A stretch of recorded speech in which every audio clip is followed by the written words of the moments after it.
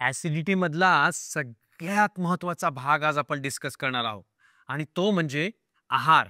आहारात आपले कोण मित्र आणि कोण वैरी. हा एपिसोड खवय्या मंडळींसाठी खास आहे बरं का. त्यामुळे शेवटपर्यंत नक्की ऐका.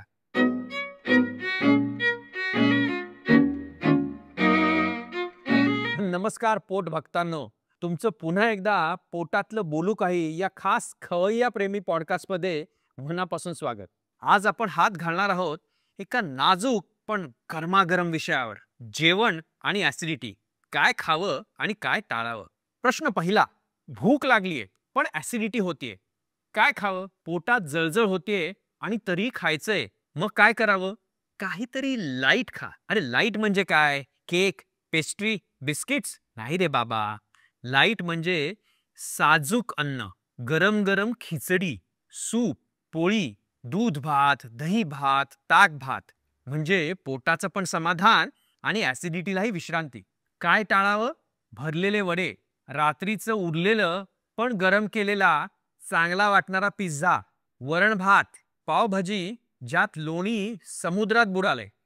काय कळलं ना काय खायचं आणि काय नाही ते. मग आपल्या पोटाचे शत्रुपक्ष आहेत जास्त तेल, जास्त मसाले आणि प्रोसेस्ड फूड. आणि विशेषतः चविष्ट वाटत असलं तरीही शिळं अन्न. चहा आणि कॉफी चालेल का. हा प्रश्न विचारल्याशिवाय हा एपिसोड संपला असता का. अरे सकाळच्या चहाशिवाय जीव जात नाही रे. त्यामुळे चहा चालतो, रिकाम्या पोटी नाही बरं का. कॉफी एखाद्या वेळेला ठीक आहे, फार उशिरा रात्री नाही बरं का. त्यामुळे रिकाम्या पोटी चहा किंवा कॉफी घेतली ना की पोटाला आग लागते. जेवणाची वेळ ठरलेली असावी का. कधीही जेवलं तर काय फरक पडतो, असा विचार येतो का नाही मनात.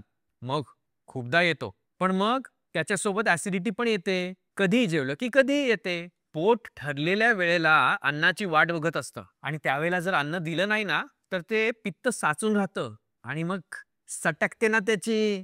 मग काय शिकलो आज आपण. जेवण म्हणजे केवळ उदरभरण नाही, तो तुमच्या पोटाशी एक सुसंवाद आहे. तुम्ही वेळेवर योग्य खाल्लत तर पोटही म्हणतं थँक्स भाऊ. मंडळी, आजच्या एपिसोडमध्ये आपल्या पोटाला चांगलंच गोड गोड आणि गरमागरम प्रेमाने वागवलंय आपण. आता पुढच्या भागात बोलूया पचन संस्थेचं गुपित काय चालतात.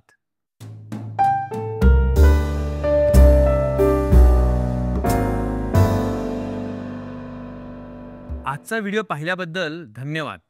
तुमच्याकडे काही प्रश्न असतील तर कमेंटमध्ये नक्की विचारा. तुम्हाला हा व्हिडिओ आवडला असेल, उपयोगी वाटला असेल तर नक्की लाईक करा, शेअर करा आणि सबस्क्राईब करा.